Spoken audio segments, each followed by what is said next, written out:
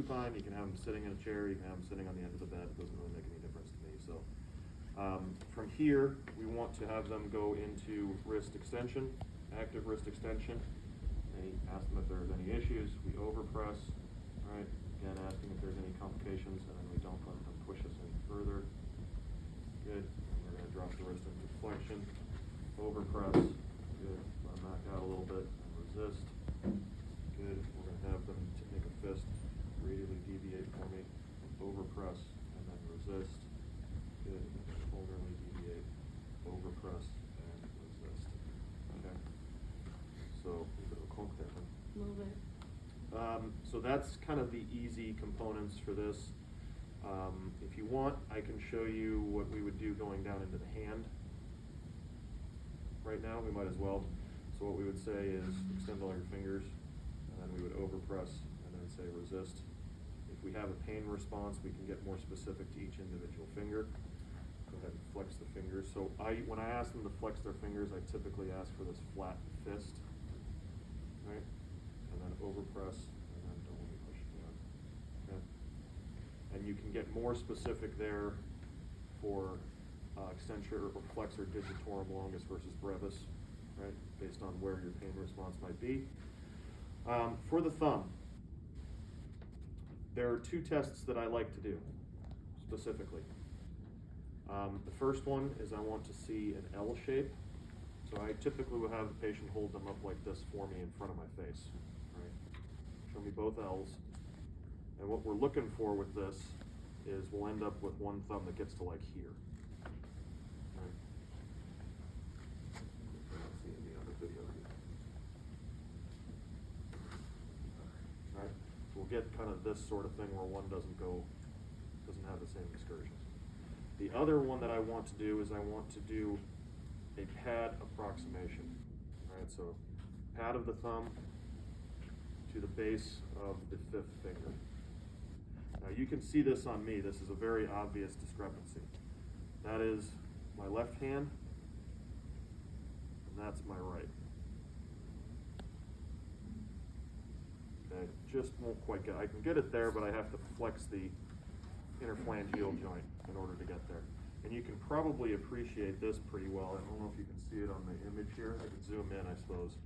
But the relative thickness of the hypothenar eminence on my right hand compared to my left is pretty substantial. You can probably see that, how much bigger that is compared to this side.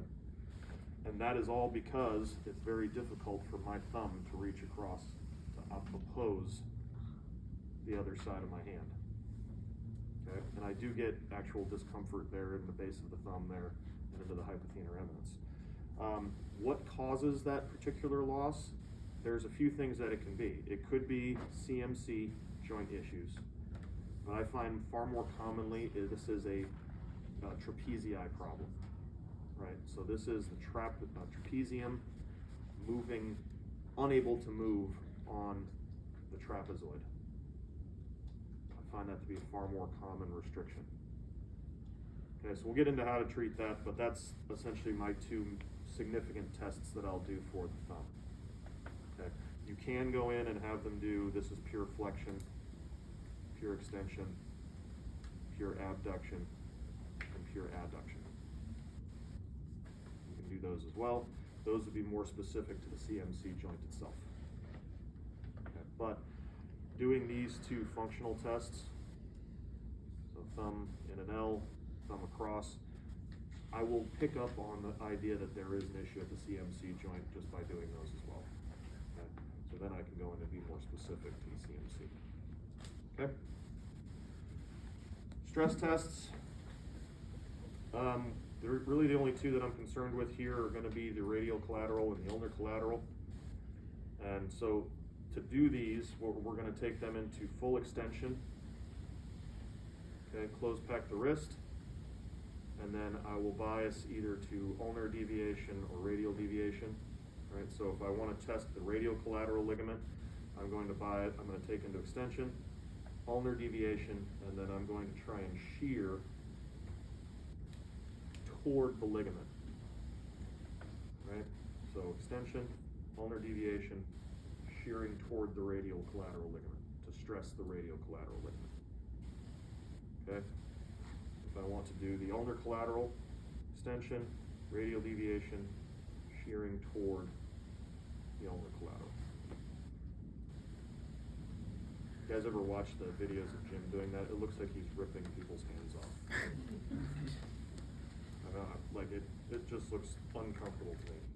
But all we really need to do is we just need to get an appreciation of, is this ligament intact? Right there I already have a good influence, so I don't have to push too much harder than that. If anybody wants to feel what a positive one will feel like, you can check my left ulnar collateral because it is completely gone. So if you have an interest, you can do that. So that's really that. Okay, active, passive, resisted for the wrist itself, fingers, functional tests for the thumb, and then the 2 stress tests. You happy there?